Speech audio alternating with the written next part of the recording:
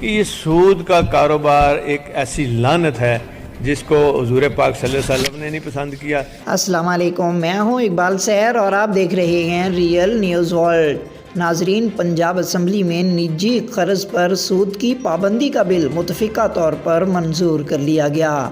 Punjab assembly کے اس اقدام کو عوامی سطح پر خوب سراہا جا رہا ہے۔ پنجاب اسمبلی کے اجلاس میں رکن اسمبلی خدیجہ عمر نے Punjab prohibition of interest on private loan bill 2022 ایوان میں پیش کیا۔ ایوان میں بل کو متفقہ طور پر منظور کر لیا گیا۔ بل کی منظوری کے بعد وزیر اعلیٰ پنجاب چودھری پرویز الہی کا ایوان سے خطاب میں کہنا تھا کہ اللہ تعالیٰ اور اس کے رسول صلی اللہ علیہ وآلہ وسلم کے احکامات کی تعمیل میں پرائیویٹ طور پر سود کے کاروبار پر پابندی لگا رہے ہیں۔ پنجاب کے وزیر اعلیٰ پرویز الہی کا کہنا تھا کہ سود کا کاروبار ایک لعنت ہے جسے اللہ تعالیٰ کے رسول صلی اللہ علیہ وسلم نے بھی منع فرمایا ہے۔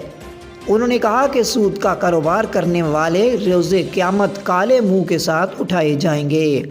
ان کا یہ بھی کہنا تھا کہ سود کے کاروبار پر پابندی کا کریڈٹ پورے ایوان اور خاص طور پر قائد عمران خان کو جاتا ہے۔